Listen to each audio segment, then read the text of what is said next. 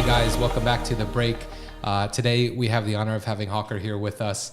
I know, Alex, you had met him how long ago? A couple months? Yeah, like back. 6-7 months. 6-7 months, yeah. Okay, perfect. Well, let me, for those of you who don't know Hawker, why don't you give us a little intro about yourself? Well, it is pretty hard to do that, but like most people would assume I'm kind of like an influencer. I don't know, but my job is actually writer. I'm an author. That is what I mainly do, write for TV shows, interactive media, stuff like that. A lot of stuff for the web. Right. Yeah. And right now we're in California. What brings you out here? I'm here for E3, actually. Like, I'm only here for 4 days just for work. Mm-hmm. Yeah. But typically I travel like for a combination of work and fun. Perfect, yeah. I've been to E3, I think, 3 times now. Mm-hmm. I love it. What are you covering in particular? I've never been, actually. Oh, really? We're here for Ubisoft and 2K. Nice plug. Yeah, so it's basically attending the press conferences. And I was invited late, so I'll already be leaving on the 10th, basically before the whole thing even starts. Yeah. Because I'm heading off to... there's a pre-party on the 10th. Okay. Yeah, exactly. Like, there is already... You can already enter the E3. I can go to the convention, see a few things, but... Before it really starts, I'll be gone. Oh, that's a bummer. Oh, wow. Yeah, well, I already booked my next flight, and this is like a flight to Asia, and I wasn't about... I didn't want to change that. You're going over to Bali, right? That's right. First to Korea, 4 days in Korea, and then Bali. Oh, amazing. Have you been to Bali before? Because I know you've lived there for a little bit, Alex. Yeah. No, I haven't been. Like, we talked a lot about it. You gave me a lot of great recommendations. Yeah. And no, I've never been. Like, I have a friend who lived on Bali for a whole while. And when I told him, he went crazy with the recommendations. Yeah. Basically, it was 3 days of just getting text messages with things I need to do. And the word scooter was mentioned a lot. And especially, I mean, that literally is all that you need. You have a scooter and a helmet. I mean, helmet maybe, but people kept telling me, like, just get a scooter, you're fine. Oh, yeah. Oh, man. And how many days? Bali will be, I think, 10 days, 11 days, something like that. Is that enough days, Alex? Yeah, I mean, anything, I would say Bali in general, especially from here going there, probably at least a week, but 10 days is perfect. I mean, we thought about longer, but the whole Korea idea changed because we had to fly in via Seoul. Yeah. And the layover was 10 hours, so I basically asked the airline, can't I just stay for 4 days? So something like that. And they said, yeah, cool. I don't know if I gave you the recommendation of going to the DMZ tour. No. Okay, so when you go to Korea... Is that the volcano? No, Korea? No, didn't get me. Oh, so Korea. I'll shoot that across. But basically, if you go there, the DMZ zone, basically it's 2 miles in and out of North Korea and South Korea. Oh. And so you're able to actually go on a guided trip. Damn, I'd love to do that. Yeah. It's and it's pretty inexpensive, but it was like for us, it was an extreme like eye-opening experience. You get to actually see North Korea from kind of a distance. That was incredible. It's gonna be wild. Yeah. Wow. Definitely send that one to me. That sounds great. So I heard you were in Hollywood before. Yeah, I've been... Are you disappointed? No. I mean, I've been in LA a lot of times, and I love the people. Like, my first times to the US were always just California, because video game industry, California, that is a thing, except for maybe a few, like, smaller studios. There might be some in Boston, a lot of them in Canada, stuff like that. But we've always been to LA, and I really like the people, but as a Northern German, the climate is not something that really... welcomes you very well. You feel just greasy basically 90% of the time. And so I was always feeling like, and I mean, the first trip you do all the tourist stuff. You head to the studios, you see the Hollywood sign, go to the observatory, and then you're pretty much... That's it. Yeah, you've been to Santa Monica Pier. Wait, this is LA? Yeah. And I was like, okay, cool. Also, our first time was like in the worst part of the city. I remember that when we arrived, first of all, there was no exchange going on. They lost our luggage. Oh, man. So, like the worst experience you can imagine. We arrived and they immediately told us, like, we couldn't find a cab driver that wanted to bring us where we were going. Because it's way too dangerous. I'm not going to drive to that part of the city. Also, who set you up with that? Only had your... You did? Yeah, no, my employee. They didn't look it up, really. Oh, man. So, I mean, the hotel was no name drop there. Yeah. No, my hotel was okay, and I'm not going to blame someone who did all the work for me, but Wow. I learned something. Something that day. I know. So one of my friends is actually staying with me for a week, visiting LA for the first time. And I told him we just came back from Hollywood, from Santa Monica, from Venice Beach, basic tourist stuff. And I told him, like, the main things I love about living in Los Angeles are the things that people don't even look up in terms of tourist stuff. It's crazy because, even from right here, the one thing that I love about this place in general compared to living on the East Coast, like when you look out the window, I know you guys can't see, but when you look out the window, it's just all these mountains clear blue skies. Yeah. It's amazing. The palm trees, everything. So that in itself for me is just like, I'd rather be here than back in New Jersey. But people keep talking so bad about New Jersey. I've never been, but everyone who mentions is like, yeah, New Jersey. But wait, so haven't you, I mean, last time that I saw you about a month ago, right? Yeah. When you were back over here in LA. And you were saying that you sold everything. That was right when my trip started, yeah. Okay. I sold my house in Germany, like by mid last year, something around that time, I basically realized that I don't have to live in Germany actually, that I can basically work from everywhere. I mean, I prepared that for a while, only took jobs which allow me to be everywhere, which was basically at home. Like, I had a great place. It was in the middle of nowhere, just green around. I had animals. Yeah. And I tried to not leave that place if that was in any way possible. And so by the end of the year, after we met in Tokyo, after that, I made the decision, that's it, I'll sell my place. Like, and then I just did it. Like, I looked for someone, I sold my house, all my stuff, got rid of the animals. I mean, gave them to friends. Give them to the farm. Yeah, and I mean, I had a life. I had 2 cars and everything, just all of that. I got rid of that stuff and that's it. And how do you feel now? I feel like, I mean, this is what, a month or 2 into that? So. Yeah. It is really hard still to grasp that, what that actually means. I mean, it hasn't really like gotten to me that I honestly don't have a home anymore. I think the first time was when I realized you have these basic items. And for me, that was my key, my phone, and my wallet. Exactly. And that was what I always had to do. My key is gone. I don't have a key because I don't have a place. That's wild. I'd feel naked. Yeah. Or always missing something. But now I have to always carry my passport, which kind of changed it. Yeah. So there's a new item that just replaced another. Yeah. That's pretty wild. And I know when we first met over in Tokyo, we kind of similarly did that. You know, we were traveling for 4+ months. It was just kind of, let's sell everything and head out there. And I know that it was like a freeing feeling knowing that you were basically starting from scratch. Have you felt that? Yeah. I mean, I sold everything, a full house. I had a house, I don't know how to say, it's 200 square meters, which is a pretty tall place. Yeah, And sold everything. And I remember that I had is it container, like a dumpster, a big thing and I got so, in the beginning I was like, this is still kind of, it means in something. the end it was just throw that shit in there. I ordered that thing and they, like by accident, gave me one that was 2 times as big as I needed and it was completely full. Yeah. I threw away everything. You never know how much stuff you have until you're... And in the end I stood there and said like, I'm never going to do that again. Buy things that I just don't need. Everything I own, I own one like luggage thing, like one big bag, one backpack, and 2 boxes of things that I left at my parents' place. That's all I own in this world. And that's got to feel free. Yeah, it is definitely. There's nothing that belongs to me that I don't value. Yeah, and also like how I consume things completely changed. Now I buy a T-shirt and I'm like, well, do I really want that T-shirt and will it last for half a year so I don't have to carry it to places where I don't need it? Wow. And actually, so you bring up something that when we were traveling, it felt actually the same thing where you would go into, like, say, Bali, for example. They have amazing trinkets, you know, and what you'll see is, you know, you're walking around and you'll see someone who is either a beggar or someone who's selling, you know, this really maybe 75-cent item. And you feel like, okay, let me actually get that because I'm in Bali and let me actually, you know. And everything is super cheap. Everything is super cheap. Yeah.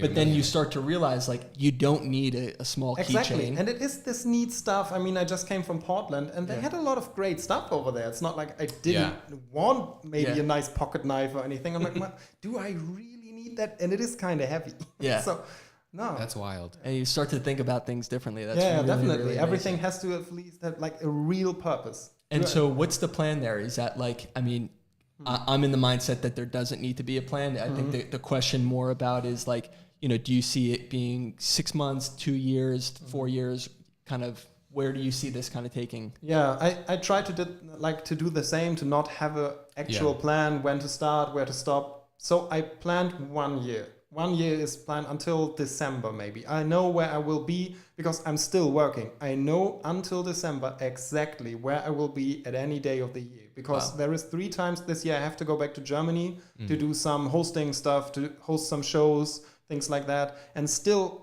I mean, I'm in the super lucky position. I get a lot of offers still, so I don't struggle with finding jobs. This is more like finding the right jobs right now. Yeah, things that either allow me to be where I want to be or that allow me to only be in Germany at the exact time I want to be there. Right. So in terms of Twitch, because I also stream. How does that work traveling? Is it just through laptop, or do you have webcam set up, or what? Well, I have a webcam which is basically the size of a credit card. Like, of course, it's a little thicker, but it is not that. Like, my microphone, that's actually the heaviest things. Like something like the size of this. Yeah. And I have a laptop. Just mine just broke, so I bought a new one. Yeah, like it was fine. I just handed it in, got a new one. So, but I noticed that actually the time difference is something I struggle with. My audience is German completely. I stream in German solely because what I do is basically only talking. I don't play games or anything, and the topics are, I don't know how to call, like, grown up. It is something like taboo. Yeah, not even like, it might be topics that others might not bring up. Yeah, sure. And I feel more comfortable in my native language, of course. Like, they might make slight mistakes that are cool when I talk to my girlfriend, for example. Yeah. She's American, she's a native, because she can point them out and she knows how I feel about things. But in other languages, like, it is still not my native language. Yeah. How many languages do you know? Because, and the reason that I asked this, because, so just to give some context, when we first met, and maybe we can get into that in a bit, but I remember it was about maybe 3 weeks or 4 weeks that you were in Japan. And so we were only there for 7 days or 8 days. And when we first met, you were borderline, I would say, like 3/4 proficient in Japanese? In Japanese with the right kind of phrases. I mean, not in general, right? You're not talking the whole language, but in order to get around, have conversation, and actually point out things, you were almost there. And so that's why I ask how many languages, because you're saying proficiency in German, but I mean in English you're great, and I just saw it in Japanese. Yeah. Well, I'd say, like, maybe my standard is too high, but I'm fluent in English. I'm fluent in German. Actually, not even my two friends that are with me know, German is actually not my first language. Oh, wow. I grew up speaking Plattdeutsch, like Lower Saxon German. It is a very small dialect. Actually, the biggest group of people who speak it live in the US. There's like a small Amish community.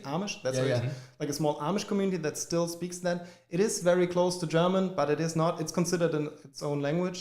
My Swedish is quite good. I understand a lot. My speaking is horrible, but I get it.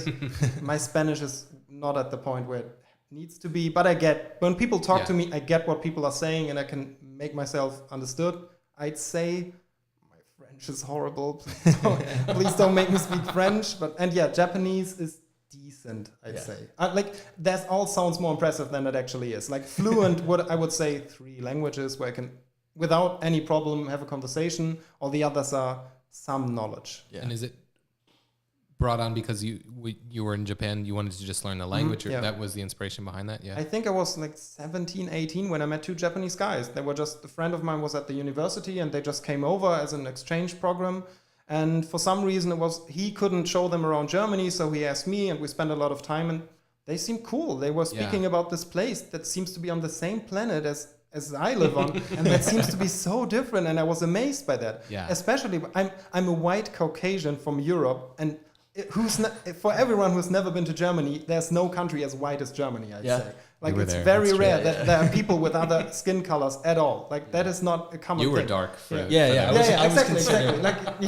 So it is an interesting feeling to be in a place where someone sees you that way, of course. And I was totally amazed by the idea of being somewhere where I am a minority. Wow. And that was something that just never occurred to me until that point. Of course, I got older and I learned a lot more about it and understood what it actually means. But when I was 18, that was such an incredible thought to me. I think people need to feel that like, it's not an isolating feeling. It's just like a new way of looking at somebody looking at you. And I would even say, I mean, we talked about it, and I think me and you share very similar thoughts about Japan. And I would actually say maybe I've never even heard your idea about it, but I mean, when I first went there, it was extreme isolation. You're talking maybe less than 20% of people actually understand English. I don't know that statistic just yet, but I would assume it to be that. And you just feel so lonely, even though, you maybe have 1 or 2 people there. It's you just can't have conversations and hold it. Yeah, I mean, well, when I went, it was for business. I worked for a Japanese auto parts company. I had to learn Japanese and Korean because that's the 2 owners were that. But when we went to Japan, we had guides with us. I was the only white person there in that group, but they brought us around. They did all the speaking. I didn't order any food. Like, they're very gracious hosts or whatever you want to call it. I had a phrase book, and then through working at the company, I learned basic sentences and things like that. But even just walking around for 5 minutes outside the train station, I'm not that tall of a guy compared to your friends, 6 foot, but over there, it's a very different perspective. And a lot of people just kind of look down like they're doing their own thing. And I'm over here like looking at everybody. It's wild. Yeah. I think I said that to you. Like no one in Japan looks at you except for commercials. Right. You're standing in the subway. No one is looking into each other's eyes except for the commercials staring at you.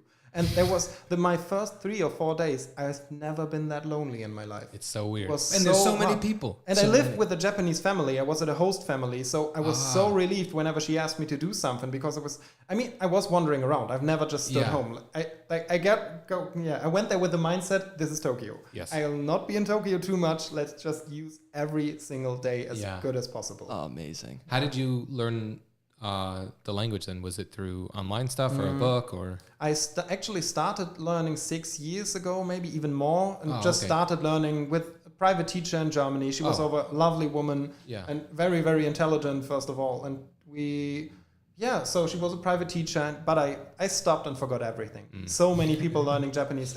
You never get to use it. It's so hard to get to a point where you can use media, movies, music or anything.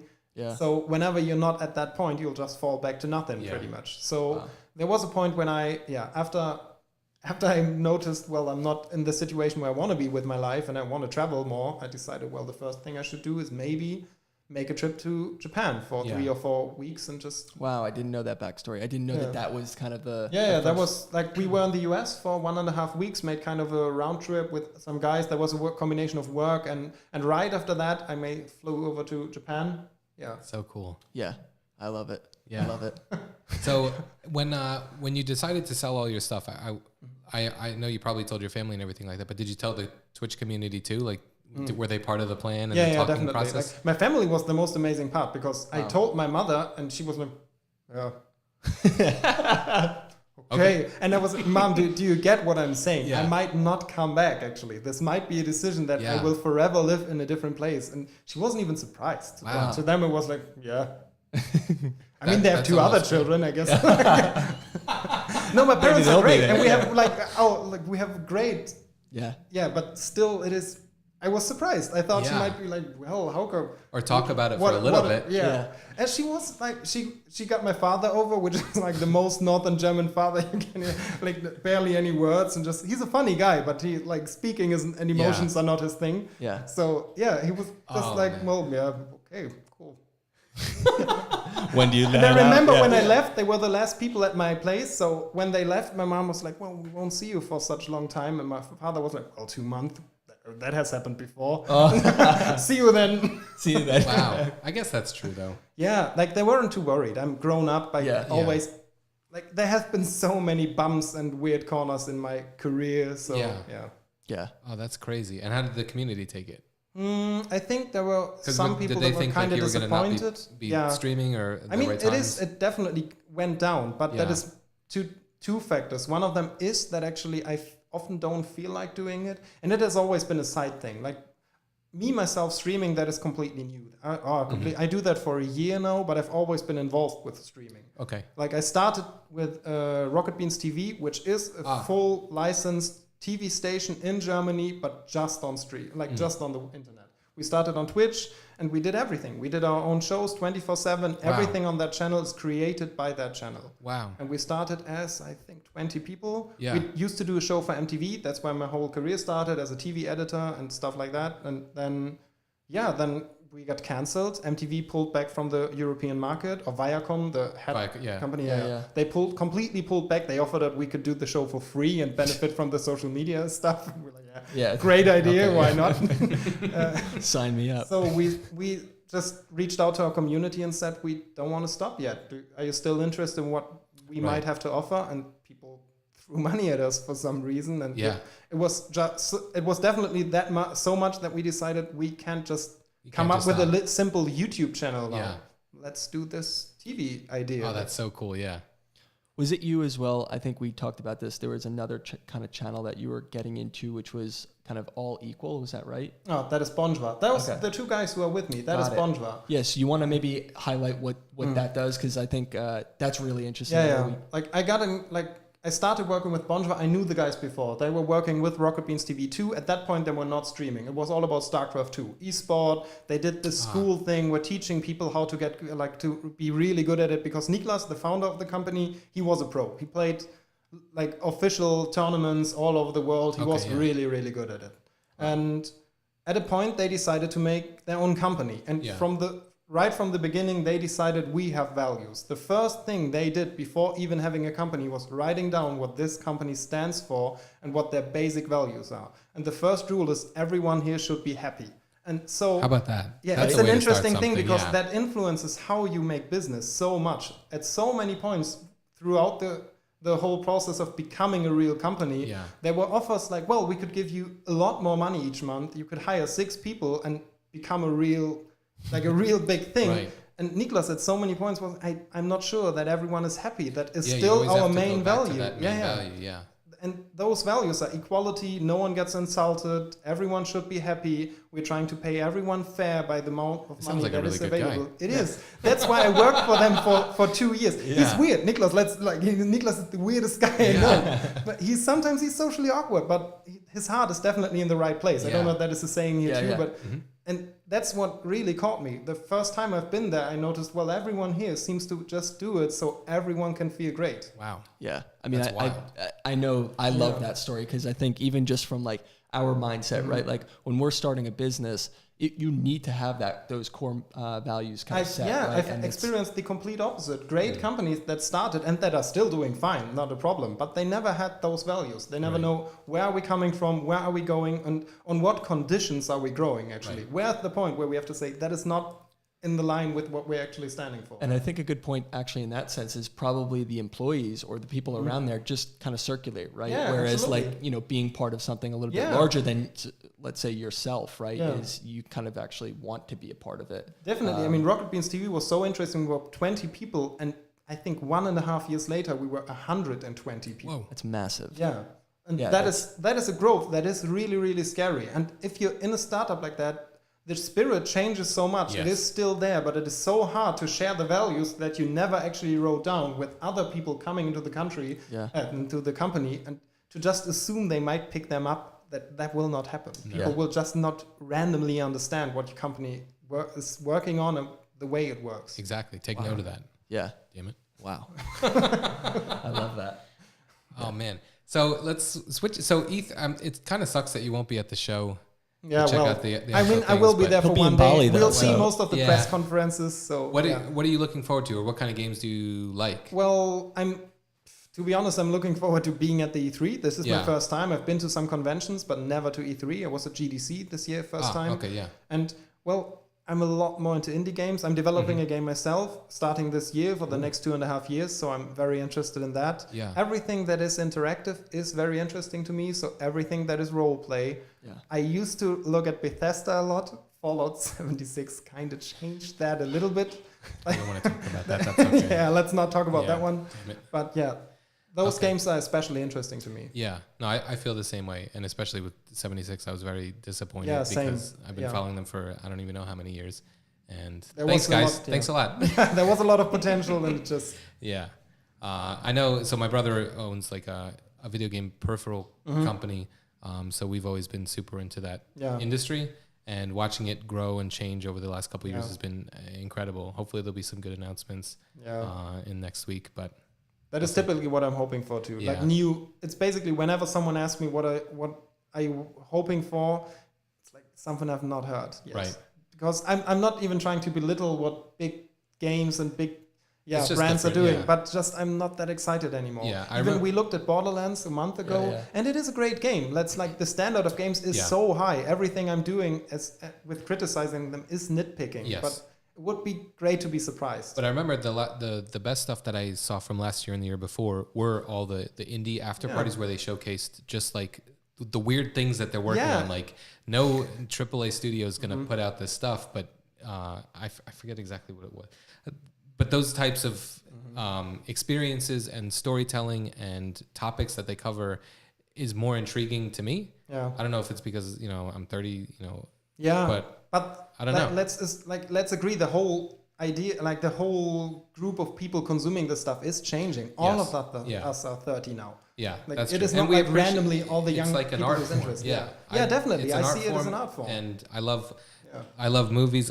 You know, some of my friends, if a movie's 3-4 hours long, I'm in. Let's go all day. Yeah, same. I'm like, okay, that is a bold move, but let's go. Let's go. That's a bold move. But you know, in terms of video games as an art, I care about the story. I care about you know what kind of experience it's going to be. Not you know, I mean, Apex is fun, but I don't know. Yeah, same. Like, maybe I'm an outlier. I typically, when it comes to creative things, I tend to tell people that I hate making compromises. Yeah. That is not.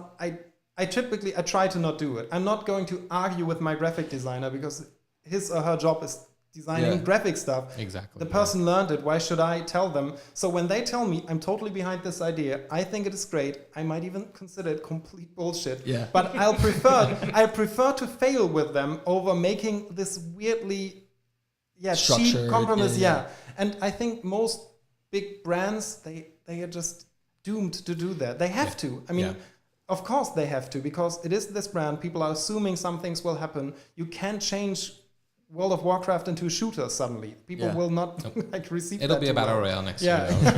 Yeah, let's. I won't be too surprised, but But and I think that is something that a lot of like creative products in general really struggle with at the moment. So for you, you said you have writing background or very involved in it. Has it ever been creative writing, or is it like what kind of? Well, I think it started with. I mean, I did a video game show. I started everything with video game stuff. There was a point in my life where I studied biology. That was not my thing.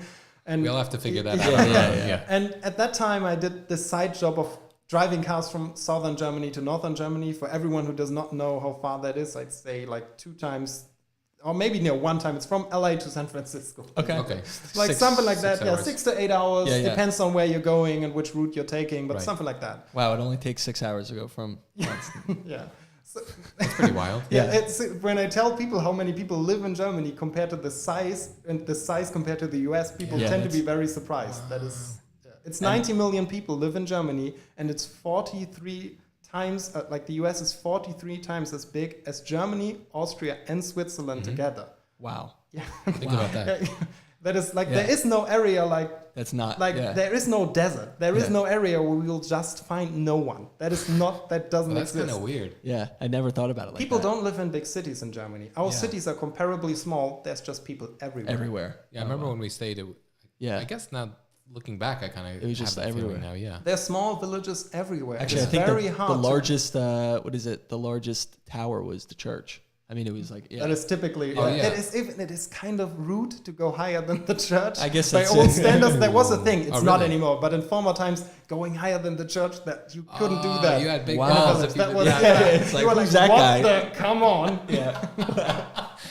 Oh man! So wait, you said you drove people up? Was it like no, just the car. I was Mercedes okay. cars are a lot cheaper in the south than they are in the north. So there was this guy who hired me basically to drive these cars up and down. So I had a lot of time to think. And in that time I decided, I mean, I don't like biology, and what do I like, but what do I really suck at? And it was video games. I really enjoyed video games, but I was unbelievably not good at them. I didn't know anything about editing and not about video media at all. So I thought, I'll just apply for a TV show about video games. And I did that and put a lot of work into the application and got lucky and got a job. And that's basically where I started. I did an internship for 6 months, unpaid, of course. It's you have to.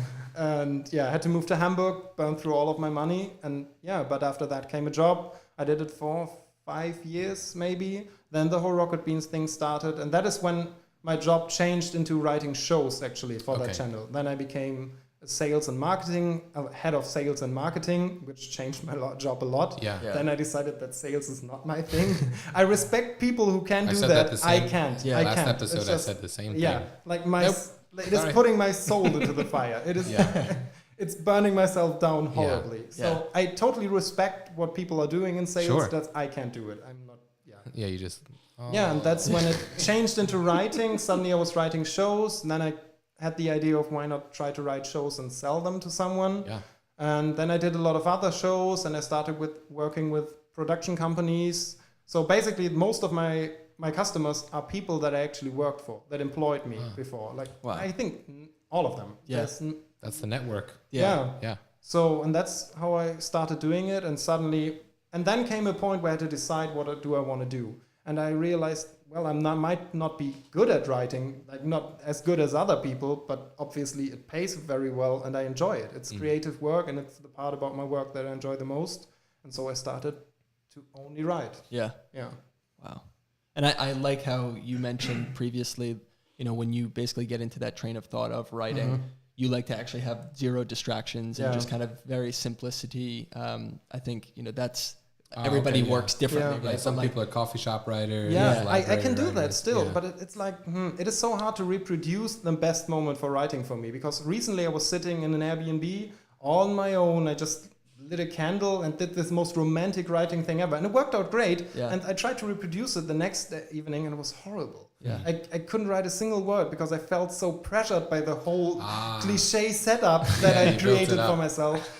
And the other day I was sitting in the same coffee shop for 3 days in a row and just writing for hours, and that worked fine. And I mean, I'm 31. I'm at a point where I'm starting to learn how my own creativity works. I'm totally convinced the best time is ahead of me. The best 10 years of my career are ahead of me. And when I'm 40, I'll look back at something that was great that I created. And with that mindset, I'm typically not stressing myself too much. Sometimes I came clear with the fact that sometimes I might sit down for 5 days and not write a single word. Yeah, but you have to be okay with that. Yeah. And I know like songwriters in particular, same thing. It is just, that's how creativity is not an endless resource. You cannot and I used to think like that when I was like 20s, in my mid 20s. I used to think, switch it on. Because you have so much energy. You have to switch it on now because it has to work. And that's not how it works. I think that there's such it's amazing actually to hear that too from like you making the jump and traveling, right? And having I would say like structure of actually, needing a structure for writing, and knowing that both of them actually work together, right? Like I know for me when actually going out and traveling, you just see completely new things, and it actually sparks like new inspiration or anything like that. Yeah, I mean, someone once told me creativity is basically a recombination of known things, and that is what's happening when I'm creative. It might be weird things that I apply to something. Recently, I was in Chicago as what's the name of a glass house, a huge glass house with plants in them? The greenhouse? Yeah, but it was like a huge thing. It is a thing in Chicago. People from Chicago will know and just think I'm an idiot for not remembering. But, Me too, I but guess. It was amazing. I was just there. And I never went. And I was looking at these amazing plants and the way they were growing, and I felt like, well, that is kind of an interesting way to develop a story. So I basically wrote a story based on the way a leaf grows. And it is just applying something from a different perspective onto something. And it might sound very abstract, but that is sometimes just what I'm doing. So there is something, and this is a good plug actually. There's a guy kind of in our world, in travel, one of the co-founders of Priceline. His name's Jeff Hoffman, and he is a huge advocate of something called info sponging. Basically what that is, I don't know if you've heard of it. No, I've heard his name, but I can already guess what it is, and I like it. It's exactly what you're saying is technically every single day, you take 10 minutes out of your day, and either you search for something that is completely out there, or something that you would probably never either read or write, and just pick it up and actually learn about it. And then what you start to see is over time, whether it's a month or 2 months, you can actually make similarities between different worlds. Absolutely. And I think that's that's amazing. Of course, we have a German word for that. It's Transferleistung, which is like transfer, like success, something like that. So basically what they tell you is the older you get, the better you get at that. Having knowledge is not even worth that much, because you can store knowledge anywhere, but being able to combine knowledge into something more useful or into something new, that is what you're actually trying to do, and that is what you're learning over life. And so and I'm trying to do that too. For example,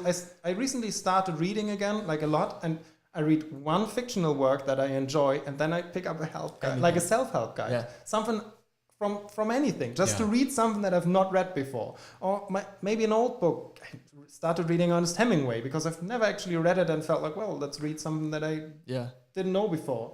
I learned in Portland, I did a welding class. Okay. Because I didn't know how to weld, and why not? Let's try it. I did a tea class because I wanted to do that, and I did a bar crawl, which I hate. That is an experience that is like the worst for me. But it was enjoyable to not talk down on that guy. Yeah. Shout out to Dresden, which picked the name. His name. He picked his name himself, and that's like the worst name. What German. Is it? Dresden. Dresden is a German city.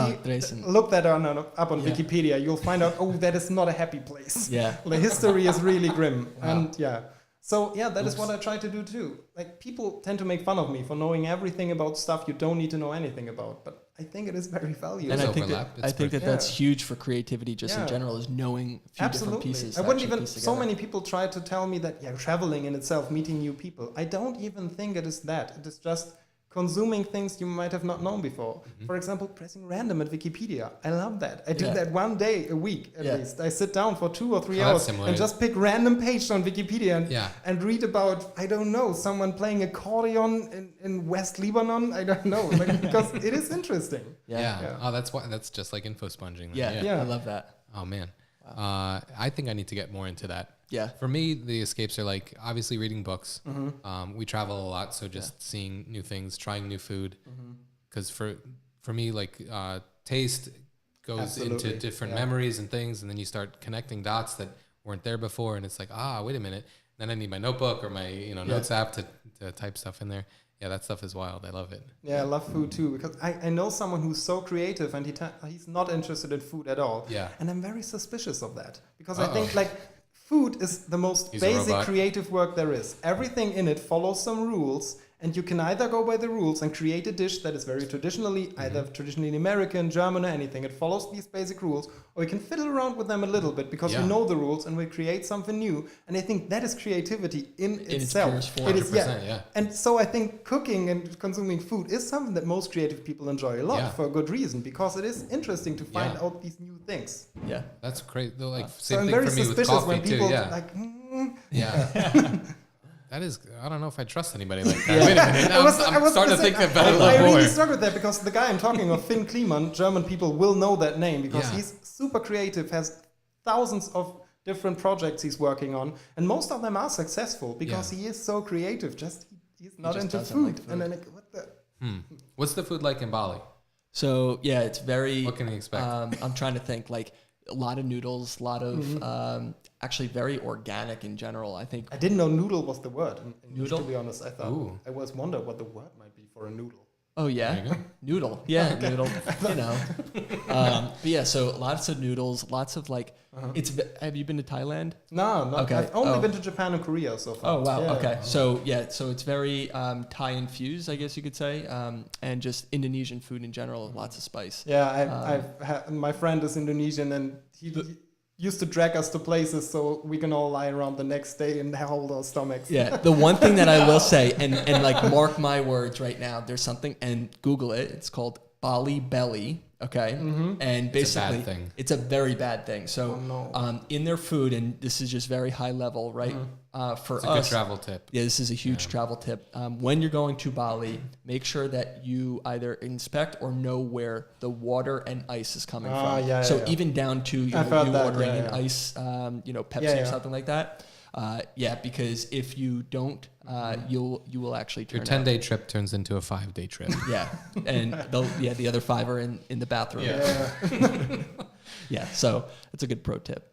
So when you're traveling, are you going to be posting this anywhere, or can people follow your typically journeys? I try to post some things on Instagram, which is sometimes, to be honest, still hard for me, because I might be like a decently sized media figure, but I'm still not too comfortable with that. Not even that is my problem. Just I don't want to create this image of the person. I mean, it is always this I'm up here, you're down there thing, and I don't enjoy that at all.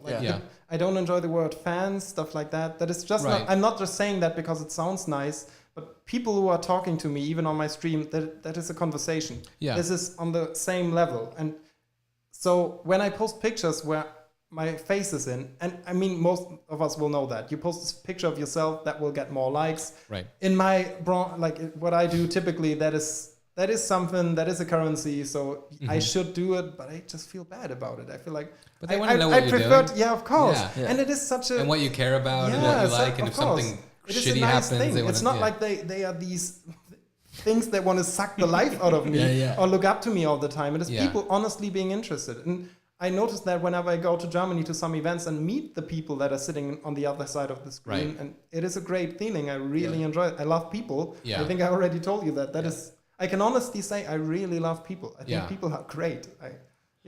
Well, and I mean, in general, I definitely wanted to touch on this as far as kind of our story, because I feel like that's a great segue of you liking people. So like, you know I posted about this, but basically, we missed a train in Tokyo, and we had to get back into the center city. And next thing you know, me and my girlfriend are just kind of walking around literally aimlessly and trying to find public transportation to the center city. And you basically were the only other person there that said, hey, what are you guys doing? Maybe you tell it from your side. I mean, basically we were both staying in Tokiwadai. That was the area I lived in, and that is a very traditionally Japanese area. You will see some Westerners, but it is rare. There will be 1 in 100, not even that, I guess.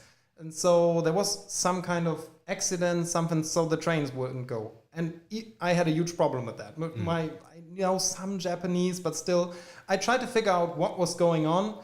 But basically what I had to do is I had to go to school, and to do that, I had to go to the next big station. You can try to get on a bus in Japan. I definitely tell you not to do that. Yeah.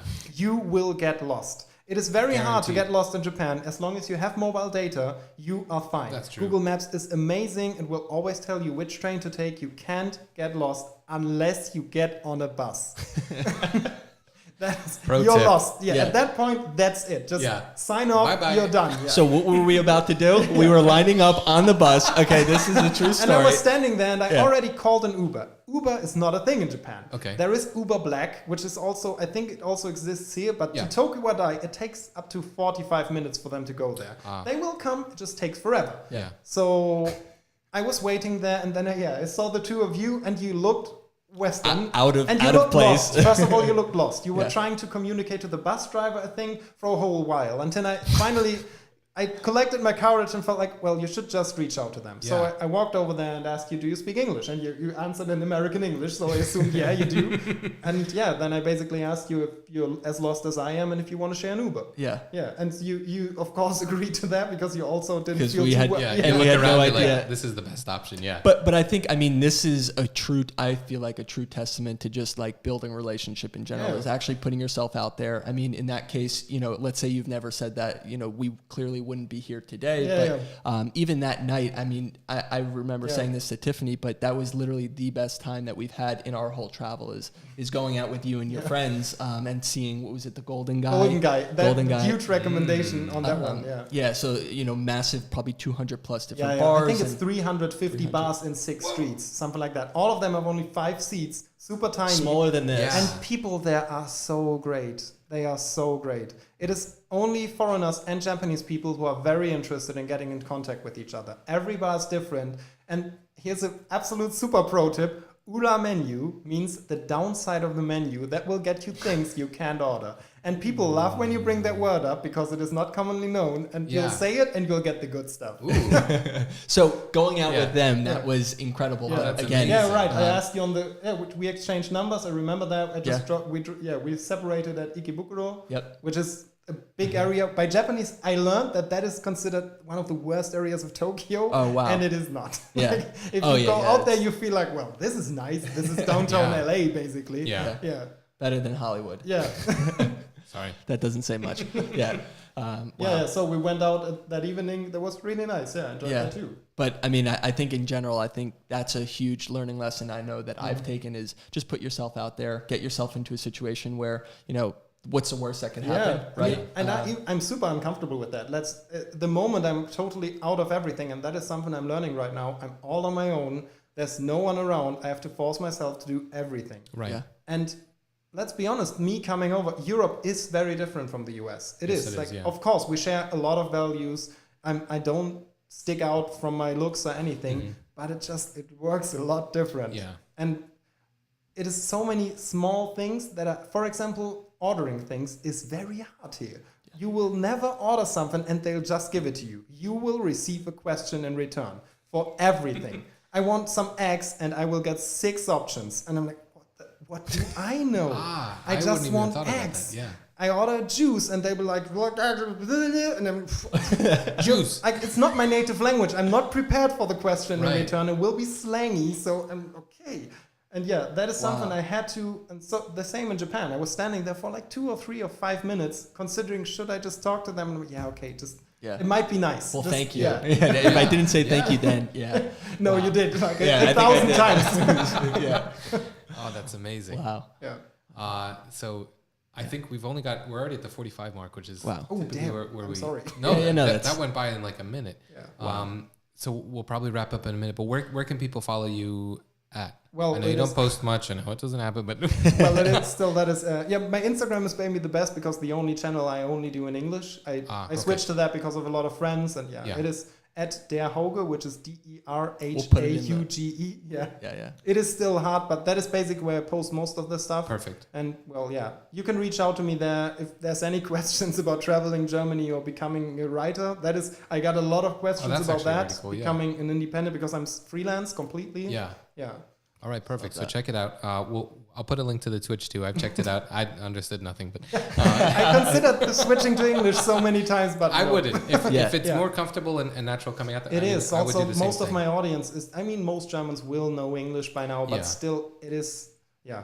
I mean, there's a lot of Germans that speak a lot better English than I do, but still, most Germans are not comfortable speaking it because we judge ourselves so hard. Yeah. It is incredible. There's a lot I of did notice judgment. that too when we were over. Yeah. We heard that a few times. People will be so good at speaking it that they just won't because they feel not comfortable doing it. Yeah. That sucks. Yeah. Just do it. Yeah, just do it. I've not a single time did a native make fun of me for what I said unless it was really funny. Right. But then it's okay. Yeah, of course I will laugh too. Plus, I feel like when, in general, like if somebody's speaking English, that I give somebody so much credit to do that, right? Because it's clearly it's not the native language for someone, and just getting out there and actually do it, I think. Yeah. Well, guys, check out Hawker. We're going to see you guys in the next week's video. I don't know if we have it scheduled yet, but I'll have it at the end credits here. Yeah. But thanks, guys, for checking out The Break. We will see you next week.